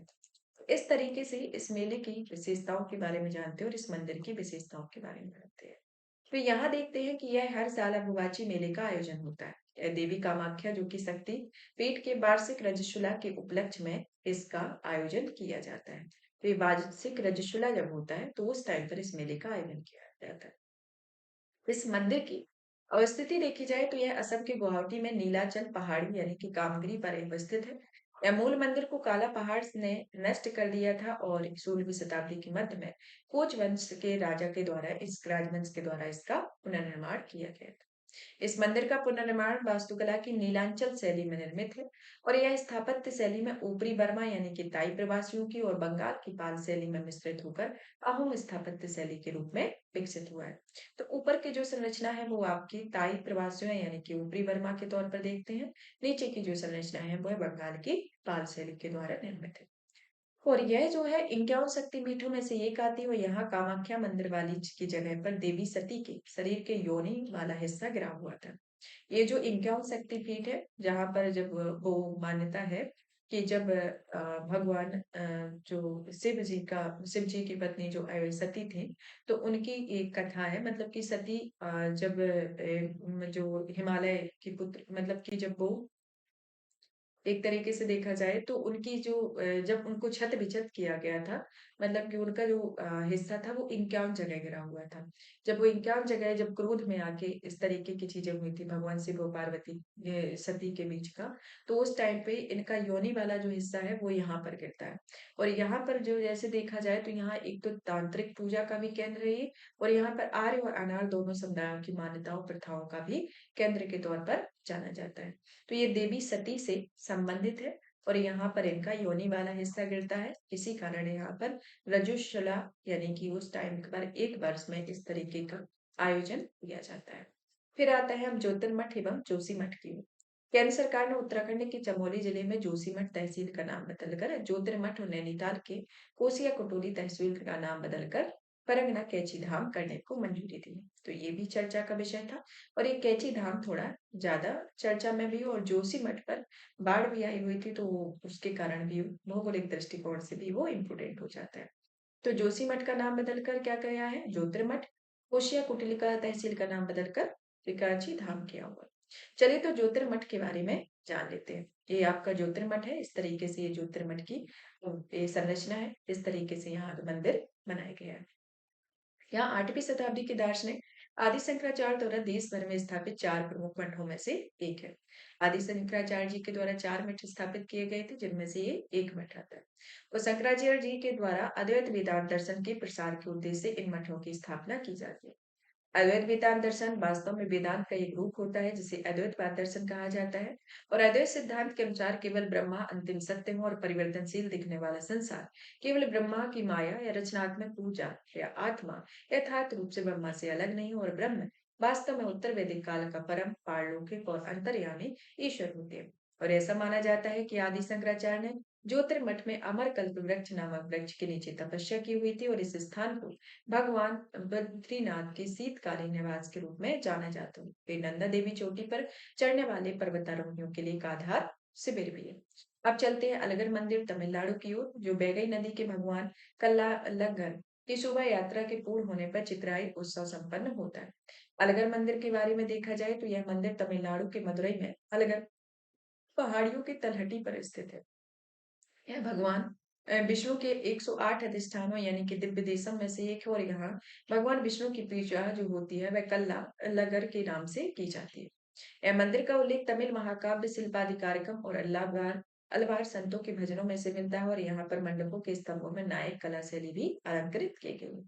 श्री माधव पेरूवर मंदिर की ओर चलते हैं तो देखते हैं कि यहाँ पर भवानी सागर बांध के कारण यह मंदिर डूबा हुआ था। यह मंदिर में पाए गए 1000 पुराने व्यापार मार्ग का इसमें पता चलता है। 1000 साल पुराने व्यापार मार्ग का इस मंदिर में पता चलता है। श्री माधव पेरुमल मंदिर जो कहाँ स्थित है? यह है आपका कर्नाटक और केरल उनके बीच में स्थित है। यहाँ पर देखते हैं कि यह मार्ग भवानी नदी और बमुआर नदी के पार करके पश्चिमी तमिलनाडु के कोंगू क्षेत्र को दक्षिणी कर्नाटक और केरल से जोड़ता है। यह जो है वह वीर सिद्ध कैथेतया दंड नायक श्री माधव पेरुमल मंदिर का निर्माण 1338 ईस्वी में किया जाता है। और इस मंदिर को तोदड़ी श्री मुदियारे भगवान शिव को समर्पित हो होयसल शासकों के अधीन आता है। अब चलते हैं केसरिया स्तूप की ओर, तो यहाँ पर विश्व का सबसे ऊंचा और सबसे बड़ा बौद्ध स्तूप होता है। केसरिया स्तूप जो है वह बिहार के पूर्वी चंपारण जिले में स्थित है, और इसकी संरचना आकृति में देखा जाए तो ये गोलाकार दिखाई देता है। यह मिट्टी ईंट मिट्टी चूने के मोर्टर से बनाया गया है, और इस मिट्टी की जो फीट है वह टोटल 104 फीट की है, और इस तरह यह जावा कि इंडोनेशिया विश्व धरोहर स्थल स्मारक बोरोबुदुर से भी ऊंचा है। भारत की यात्रा करने वाले चीनी यात्रियों ने फाहियान जो कि 5वीं शताब्दी में और ह्वेनसांग 7वीं शताब्दी में इस स्तूप का उल्लेख किया गया, और इसका महत्व है कि ऐसा माना जाता है कि इस स्तूप का निर्माण उस स्थान की याद में किया जाता है जो भगवान बुद्ध ने अपना 22वां उपदेश दिया था, और इसी जगह पर उन्होंने अपनी मृत्यु यानी कि महापरिनिर्वाण भविष्य से भविष्यवाणी की हुई थी। और जब वे बुद्ध केसरिया की यात्रा पर आए थे तो उन्होंने घोषणा की थी कि वे पूर्व जन्म में चक्रवर्ती सम्राट, और इस घोषणा में अंकन केसरिया स्तूप पर है। और इसी दौरान पुत्र ने लिच्छवियों को भिक्षा पात्र देकर उन्हें वैशाली लौट जाने के लिए भी कहा हुआ था। और बुद्ध के आगमन के समय स्मृति में ही लिच्छवियों ने यहाँ पर स्तूप का निर्माण कराया था। उस समय के साथ मौर्य शुंग कुषाण काल के दौरान इस तरीके के कई परिवर्तन किए गए, अंततः एक निर्मित स्तूप बन गया। तो इस तरीके से देखा जाए तो यहाँ की जो मतलब कि हिस्टोरिकल बैकग्राउंड है, तो ये सब केसरिया स्तूप के बारे में आता है। जब चलते हैं चंद्रवल्ली गुफा मंदिर के परिसर के बारे में। वह गुफा परिसर जो कर्नाटक के चित्रदुर्ग जिले में स्थित है, और यह अपनी मरम्मत रख रखाव और आवश्यकता के कारण चर्चा में रहता है। चंद्रवल्ली गुफा परिसर के बारे में बात की जाए तो इसकी उत्पत्ति होती है प्रागैतिहासिक काल से। लोग युग की मानव वस्तुओं के साक्ष्य भी प्राप्त होते हैं जो अनकली मठ के नाम से जाने जाते हैं, और इनकी भौतिक विशेषताओं में एक गुफा कक्ष में उपासना स्थल होते हैं जिनमें शिवलिंग प्रतिष्ठापक होते हैं, और इसके अलावा आगंतुकों साधुओं के लिए कक्ष, एक बैठक स्वागत कक्ष, एक शयन कक्ष, एक आंतरिक कोष से जुड़ा जल का निर्मग्न द्वार और पुस्तकालय इसमें शामिल होता है। इसकी भौगोलिक अवस्थिति को देखा जाए तो यहाँ पर दो विशाल एकाश्म चट्टान के बीच स्थित है, और यहाँ पर 3 पहाड़ियों जिसमें चित्रदुर्ग, किरबन, कल्लू, जोला, गुड्डा से घिरा हुआ होता है। राजवंश और कलाकृतियों के अंतर्गत देखा जाए तो इसमें गुफा परिषद में 7 वाहन होयसल, विजयनगर, रोमन, चीनी शासकों के सिक्के, चित्रित मृद्भाग और अभिलेख प्राप्त होते हैं। कदम वंश के राजा मयूर शर्मा को 450 ईस्वी में एक शिलालेख का ऐतिहासिक महत्व को दर्शाता है और यह पौराणिक रूप से यह कुंतल के राजा चंद्रहास से जुड़ा हुआ है और इसकी वजह से यह पौराणिक स्थल माना जाता है। इसके सांस्कृतिक महत्व को देखा जाए तो इसका उपयोग अन्य कलगी के संतों के द्वारा इनका ध्यान लगाने के लिए संभवतः एक शैक्षणिक केंद्र एवं गुरुकुल के रूप में किया जाता है। तो इस तरीके से आता है। अब चलते हैं हम आगे की ओर मूर्तिकला, चित्रकला एवं अन्य कला शैलियों के बारे में, जो हमारा इसके श्रृंखला का दूसरा टॉपिक है, जिसमें सबसे पहले हम क्लासिकल लैंग्वेज यानी कि शास्त्रीय भाषाओं के बारे में जानते हैं। तो अभी हाल ही में क्या हुआ है कि शास्त्रीय भाषाओं में और भाषाओं को जोड़ा गया है। जैसे कि पहले 6 शास्त्रीय भाषाएं थी, लेकिन प्रेजेंट में इसमें 5 भाषाओं को और जोड़ा गया है। अब इसी कारण से ये इम्पोर्टेंट हो जाता है। तो आपकी जो पहले की 6 भाषाएं हैं, उनके कब-कब इन भाषाओं को शामिल किया गया, ये आता है। और दूसरा ये कि जो अभी जोड़ा गया है, इसे किस संवैधानिक प्रावधानों के अंतर्गत जोड़ा जाता है। तीसरा ये कि अभी प्रेजेंट में जो-जो जोड़ी गई हैं, वह किस-किस राज्य से संबंधित है, कौन-सी भाषा किससे संबंधित है और पहली जो है वह किस डेट पर लागू हुई थी। तो इस तरीके से क्योंकि और जितनी भी भाषाएँ ज़्यादातर देखा जाए तो सभी को अलग-अलग टाइम पर अकेले तेलुगु और कन्नड़ ही जो रहती है उसको बस 2008 में लागू किया गया था और सभी को किसी को 2004 में, किसी को 2005 में, किसी को 13 में, 2014 में। इस तरीके से अलग-अलग टेन्योर में जारी किया गया था। लेकिन अभी इकट्ठी 5 भाषाओं को एक साथ में केंद्रीय मंत्रिमंडल ने मंजूरी दी है, तो इस कारण से ये थोड़ा इम्पोर्टेंट हो जाता है और ये कन्फ्यूजन भी क्रिएट कर सकता है, तो आपको इसको याद रखना है। तो हाल ही में केंद्रीय मंत्रिमंडल ने मराठी यानी कि महाराष्ट्र, पाली और प्राकृत है जो कि बिहार, उत्तर प्रदेश और मध्य प्रदेश की भाषाएं हैं, असमिया यानी कि असम में, बंगाली यानी कि पश्चिम बंगाल में भाषाओं को शास्त्रीय भाषा का दर्जा दिया है। तो ये प्रमुख 5 भाषाएं कौन सी? मराठी, दूसरी आती है पाली, तीसरी आती है प्राकृत, चौथी आती है असमिया, पांचवी आती है बंगाली। पहले की कितनी है? 6 है, तो 6 और प्लस मिला के कितनी हो गई टोटल? 11। तो इस तरीके से 11 भाषाएं। अब चलिए सबसे पहले शास्त्रीय भाषाओं के बारे में जान लेते हैं कि शास्त्रीय भाषाएं क्या है।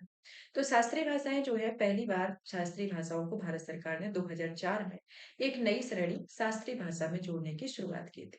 और शास्त्रीय भाषा का दर्जा देने के लिए प्रस्तावित भाषाओं की पात्रता की जांच करने के लिए संस्कृति मंत्रालय में साहित्य अकादमी के तहत एक भारतीय साई विशेषज्ञ समिति का गठन 2004 में किया गया था।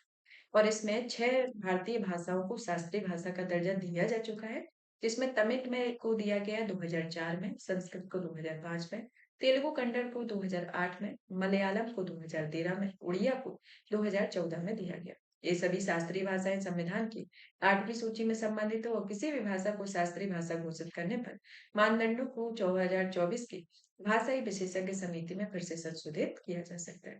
मौलिक साहित्यिक परंपरा संबंधी मानदंडों को 2005 में इसे हटा दिया गया, लेकिन समिति के अनुसार मौलिक साहित्यिक परंपरा को साबित करना अस्वीकार करना बहुत मुश्किल था। ऐसा इसलिए क्योंकि सभी प्राचीन भाषाएं एक दूसरे से प्रभावित रही हैं। शास्त्रीय भाषा के दर्जे के लाभ के बारे में बात की जाए तो ये दो प्रमुख इसमें पुरस्कार दिए जाते हैं। पहला तो अध्ययन के लिए समर्पित केंद्र और दूसरा केंद्रीय विश्वविद्यालय में यूजीसी द्वारा भाषा पीठ में स्थापित किए जाते हैं। अब किस भाषा को भारतीय शास्त्रीय भाषा में शामिल किया जाता है? जैसे भारत में तो विविधताओं का देश है, तो यहाँ पर विभिन्न तरीके की भाषाएं प्रचलित हैं। तो आखिर कौन सी ऐसी भाषाओं के मानदंड होने चाहिए जो इनको शास्त्रीय भाषाओं में शामिल किया गया है? तो पहले नंबर पर आता है संबंधित भाषा के पारंपरिक प्रारंभिक ग्रंथ अति प्राचीन हो गए। वास्तव में उस भाषा को 1500 से 1000 वर्षों का भी लिखित इतिहास रहा हो, यानी कि सबसे पुरानी हो। इस भाषा का जो अपना प्राचीन साहित्य ग्रंथ हो, एक संग्रह होना चाहिए। साथ ही उस भाषा को बोलने वाले कई पीढ़ियों और इन प्राचीन साहित्य ग्रंथों को अपनी विरासत में मानते हैं। फिर कविता, अभिलेख और शिलालेख साक्ष्य के अलावा संबंधित भाषा के नाम, ज्ञान ग्रंथ विशेष रूप से गद्य ग्रंथ में होनी चाहिए। शास्त्रीय भाषा और इनकी साहित्यिक अपनी वर्तमान स्वरूप में अलग हो और इनका अर्थ है कि मूल भाषा साहित्य अपने उत्पन्न शाखाओं से अलग स्वरूप वाले हो सकते हैं। तो इस तरीके से इनके ये मानदंड शास्त्रीय भाषा को शास्त्रीय भाषा में परिवर्तित करने के लिए होते हैं। नई शास्त्रीय भाषाओं के बारे में जान लेते हैं, जैसे कि प्राकृत। प्राकृत जो आती है वह इंडो आर्यन यानी कि यूरोपीय भाषाओं में से इन वैसे ही एक समूह आता है। यह प्राचीन भारत में संस्कृत अभिजात वर्ग की बोलचाल साहित्यिक कृति तक सीमित है। वहीं यह प्राकृतिक आमजन की भाषा है। प्राकृतिक भाषाओं में क्षेत्रीय भाषा उप प्रकारों को दर्शाती है और बौद्ध साहित्य जो होता है वह पाली भाषा में लिखे गए होते हुए और यह प्राकृतिक भाषा का ये रूप होता है। और गुप्त काल के पहले शिलालेखों में विशेषकर अशोक के शिलालेखों को प्राकृतिक भाषा में और यह गुप्त शासकों के समय तक प्राकृतिक भाषा का मानकीकरण हो गया और ये अपनी स्थानीय विशेषताओं को खोती। फिर चलते हैं पाली भाषा की ओर, जो कि पारंपरिक रूप से पहचान मागधी प्राकृतिक में की गई है। धम्म पद जैसी प्रसिद्ध बौद्ध दार्शनिक रचनाएं और जातक कथाएं पाली में लिखी गई हैं। पाली को थेरवाद बौद्ध साहित्य की भाषा के रूप में जाना जाता है और यह तीन सामान्य भागों, तीन विटारों में विभाजित है, जिन्हें त्रिपिटक कहा जाता है। त्रिपिटक में कौन कौन सी आती है? विनय पिटक, सूत्र पिटक और अभिधन्य पिटक। विनय पिटक में क्या है? अनुशासन ग्रंथ है, जो कि बौद्ध संघ और मठ के नियमों के अनुशासन से संबंधित है। सूत्र पिटक में उपदेश ग्रंथ है, जो कि सबसे बड़ा त्रिपिटक है और इसमें भगवान बुद्ध के उपदेश कुछ धार्मिक गतिविधियां शामिल है। और अभिधम्य पिटक जिसमें बौद्ध धर्म के दर्शन के संग्रह हैं। तो इस तरीके से देखा जाए तो ये बौद्ध धर्म के बारे में, त्रिपिटक के बारे में है। तो इसके अंतर्गत आता है। तो यहाँ पर क्या होता है कि आपका त्रिपिटक तो पूछा जाता है, अब वही भाषा शामिल की गई है तो ये भी पूछा जाता है। तो इनके क्या किससे संबंधित है, ये भी आपके मिलाने के लिए दे दिया जाता है। प्रमुख शब्दावलियां जैसे कि चित्त यानी कि चेतना, चेतसिक यानी चित्त या चेतन संबंधी, रूप यानी भौतिक, निब्बान यानी अंतिम मुक्ति, इसकी प्रमुख शब्दावलियां। मराठी या इंडो आर्यन यानी कि भाषाएं, भरोपाई भाषा के अंतर्गत देखा जाए तो आधुनिक मराठी का उद्भव महाराष्ट्रीय प्राकृतिक से होता है, जो भारत में बोली जाने वाली प्राकृतिक भाषा है। और महाराष्ट्रीय प्राकृतिक सातवाहनों की एक राजकीय भाषा थी और इसे आधुनिक मराठी का सबसे पारंपरिक प्रारंभ सतारा की ताम्रपट्टी का शिलालेख से मिलता है, जो 739 ईस्वी में रहती है। बंगाली या असमिया के अंतर्गत देखा जाए तो इन 200 भाषाओं की उत्पत्ति मागधी प्राकृतिक से होती है और मागधी प्राकृतिक पूर्वी भारत में लोकप्रिय भाषा और मागधी भगत सरकार दरबार की एक राजकीय भाषा होती है। प्राकृतिक भाषा के अन्य रूपों में देखा जाए तो पहले नंबर पर आती है अर्क मागधी प्राकृतिक, जो कि प्राचीन मगध साम्राज्य और मौर्य साम्राज्य में बोली जाती है और भगवान महावीर का मगध में जन्म हुआ था और सबसे पारंपरिक पारंपरिक जैन धर्म इसमें अर्धमागधी में लिखे गए। सौरसेनी प्राकृतिक में मूल रूप से आधुनिक उत्तर प्रदेश के पश्चिमी भाग में बोली जाती है और सौरसेनी भाषा विशेष रूप से महिलाओं समाज के हाशिए में वाले लोग तबके के सम्मानित लोगों को नाटक मंचन के दौरान बोली जाती है। महाराष्ट्री भाषा जो है वह उत्तर पश्चिमी दक्कन क्षेत्र में बोली जाती है और यह भाषा प्राकृतिक साहित्यिक भाषा थी, जो विशेष रूप से गीतों की रचना के लिए उपयोग की जाती है। शास्त्रीय भाषाओं को बढ़ावा देने के लिए कुछ कदम उठाए गए, जैसे कि विशेष संस्थानों की स्थापना। संस्कृत के लिए इसमें राष्ट्रीय संस्कृत संस्थान नई दिल्ली, महर्षि संदीपनी राष्ट्रीय वेद विद्या प्रतिष्ठान उज्जैन, राष्ट्रीय संस्कृत विद्यापीठ तिरुपति। तेलुगु कन्नड़ के लिए केंद्रीय भारतीय भाषा संस्थान 2011 में centre for excellence for study स्थापित किया गया। राष्ट्रीय शिक्षा नीति 2020 में शास्त्रीय भाषाओं सहित कई सभी भारतीय भाषाओं को बढ़ावा देने पर जोर दिया गया। विश्वविद्यालय अनुदान आयोग केंद्रीय विश्वविद्यालय अनुसंधान संस्थानों में भारत की शास्त्रीय भाषा को भाषा पीठ के लिए समर्थन दिया गया। राष्ट्रीय पांडुलिपि मिशन का जो उद्देश्य था वह भारत की पांडुलिपि विरासत का दस्तावेजीकरण, संरक्षण, डिजिटलीकरण और ऑनलाइन प्रसारण करना है। तोलुबो में लट्टा के बारे में, जो कि संगीत नाटक अकादमी में इसे पुतली की प्राचीन नाट्य परंपरा का पुनर्जीवित होती है और यह कला विलुप्त होने के कगार पर आ जाती है। तोलुबो में लट्टा जो है एक तरीके से चमड़े की बनी गुड़ियों के नृत्य के रूप में इसे जाना जाता है। इसका प्रदर्शन मुख्य रूप से आंध्र प्रदेश के गोदावरी क्षेत्र में होता है और यहाँ पर गुड़ियों को बकरी की खाल यानी कि चमड़े से बनाया जाता है और इसके नृत्य का प्रदर्शन एक छोटी स्क्रीन यानी कि रंगीन फोटोग्राफिक पारदर्शिताओं पर किया जाता है। ये मुख्य स्क्रीन पात्र होते हैं जहां पर जानवर, पक्षी, देवता, राक्षस होते हैं और मुख्य विषय में रामायण और महाभारत होते हैं। वह भारतीय कठपुतली कला के अंतर्गत होते हैं जहां पर 4 प्रकार हैं जिसे निम्न भागों में वर्गीकृत किया गया है। इस तरीके की ये टोलू बोमलट्टा होती है।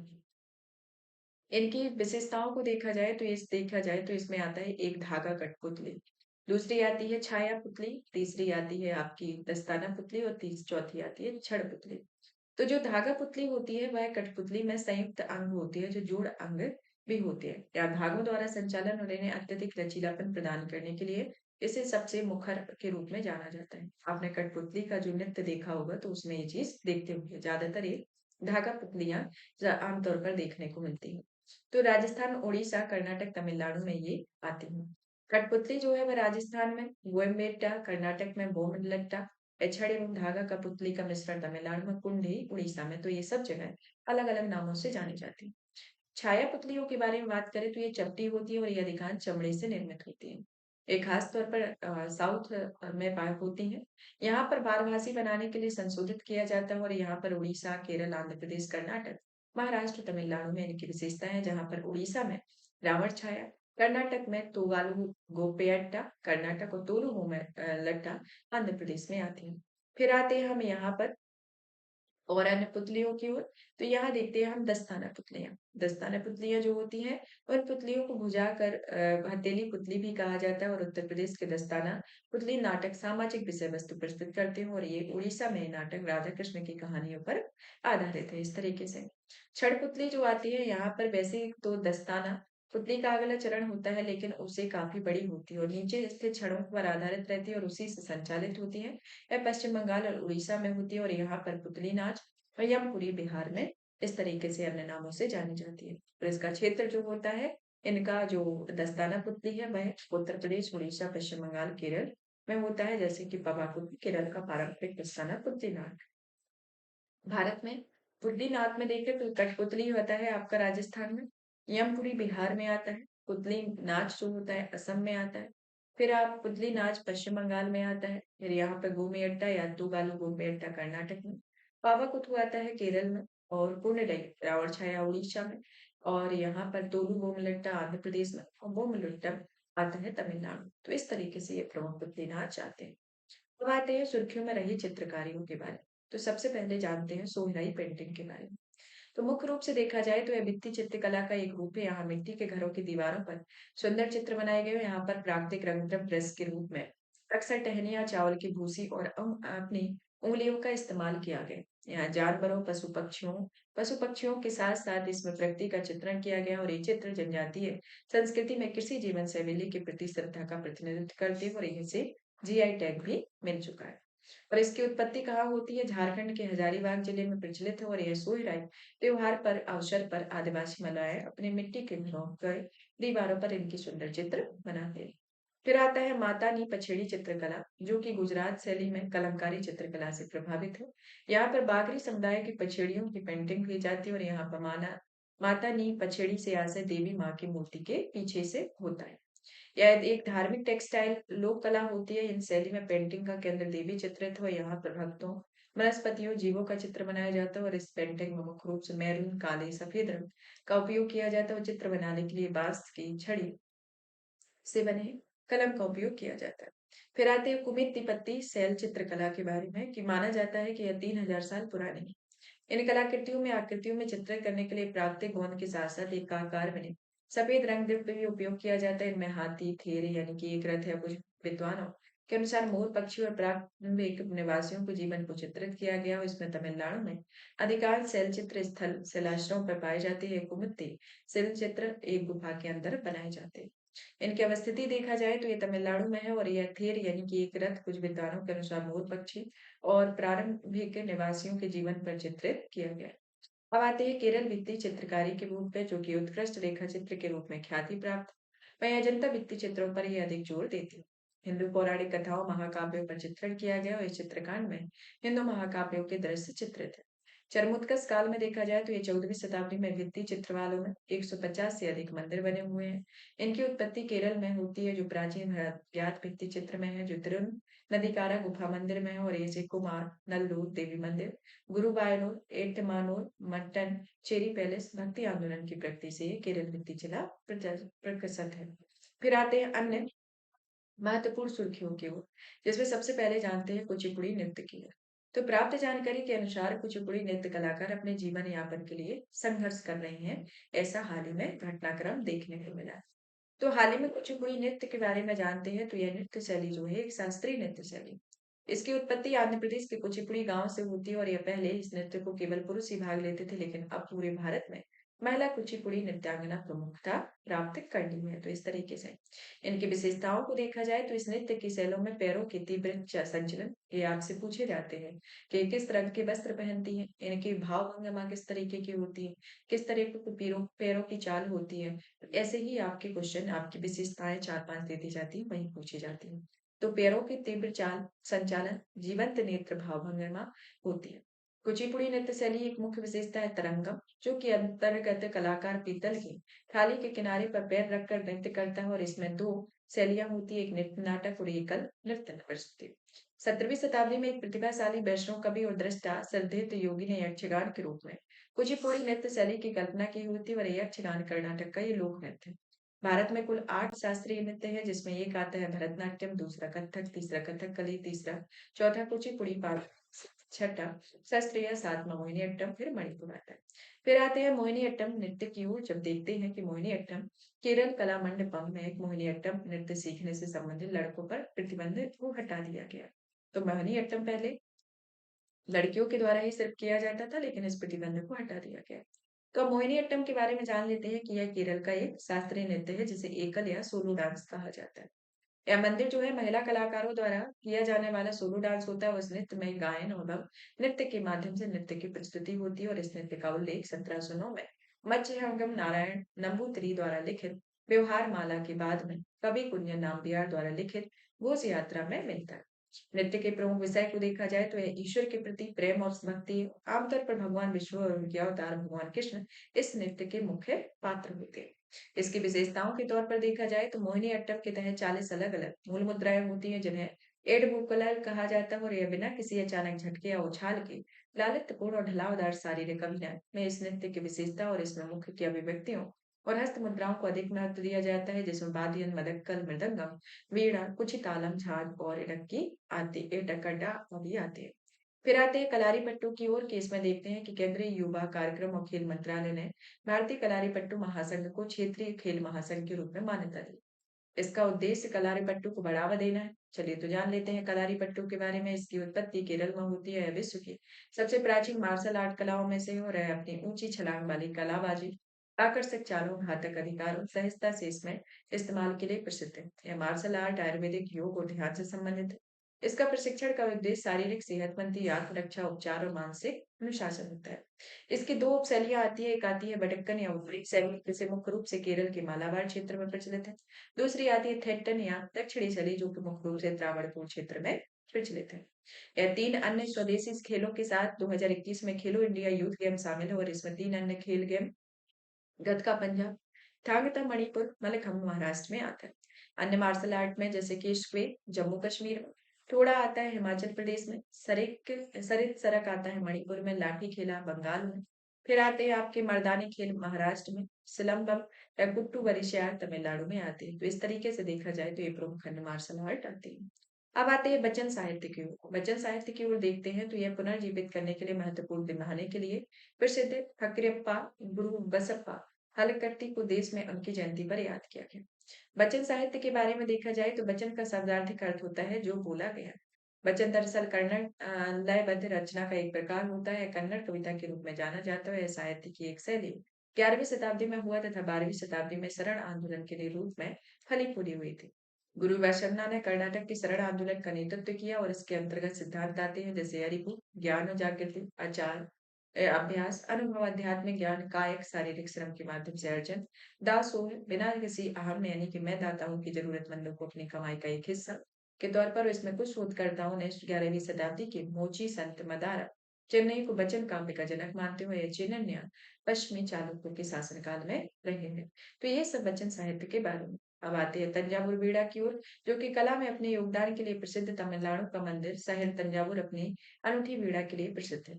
बीड़ा के प्रकारों में देखा जाए तो इसमें एक आता है हिंदुस्तानी शास्त्रीय संगीत में, दूसरी आती है कर्नाटक शास्त्रीय संगीत। यहाँ रुद्र बीड़ा या विचित्र बीड़ा है, और यहाँ पर सरस्वती बीड़ा और चित्रा बीड़ा आती है। तंजावुर बीड़ा जो यानी कि सरस्वती बीड़ा के प्रकारों को देखा जाए तो एकमात्र ऐसा स्थान है जहाँ पर सरस्वती बीड़ा बनाई जाती है। मान्यता ये भौगोलिक संकेतक प्राप्त करने वाला पहला ये संगीत वाद्य यंत्र है। और यहाँ पर दो प्रकार हैं, जिसमें ओट्टू बीड़ा, एकांत बीड़ा। ओट्टू बीड़ा में हिस्से अलग अलग बनाए जाते हैं, फिर उन्हें जोड़ा जाता है। एकांत बीड़ा में लकड़ी के एक टुकड़े की बनाई जाती है। सांस्कृतिक प्रतीक के तौर पर देखा जाए तो यह विद्या एवं कला देवी सरस्वती पीड़ा धारण करती है, और ये शिल्पकारी पीड़ा बनाने के लिए कटहल की लकड़ी का उपयोग किया जाता है, जो तीन मुख्य बार गुदम, डंडी और ट्यूनिंग बॉक्स इसके अंतर्गत बनाए जाते हैं। तो इस तरीके से देखा जाए तो इसमें बीड़ा का निर्माण इस तरीके से किया जाता है, और ये भौगोलिक संकेतक प्राप्त करने वाली ऐसी पहली सरस्वती बीड़ा है, जिसे तंजावुर बीड़ा कहा गया है। तो यहाँ पर क्या करते हैं कि यहाँ हमारे दो टॉपिक कंप्लीट हो जाते हैं, दो आपके पूरे टॉपिक फिनिश होते हैं। अब आते हैं हमारे सुर्खियों में रहे स्थल। तो अब इसको नेक्स्ट क्लास में ही कंप्लीट करेंगे। तब तक आप इस सेशन को ज्यादा से ज्यादा शेयर करें, वीडियो को लाइक करें, और जिसको नहीं पता है कि आपका PT 365 कंटिन्यू फिर से आ गया है, मतलब कि कल्चर का आ गया है, तो उनको भी ये शेयर कर दें। ताकि ये रहे कि सभी का साथ में रिवीजन होते रहे, कि जल्दी-जल्दी रिवीजन करते रहेंगे करंट अफेयर का, तो आपको उस टाइम पर एग्ज़ाम टाइम पर कोई बर्डन नहीं पड़ेगा। इसकी पीडीएफ आपको हमारे Telegram channel UPSC, PSC with Diksha पर अवेलेबल हो जाएगी, तो आप वहाँ से पीडीएफ भी डाउनलोड कर लीजिए। धन्यवाद।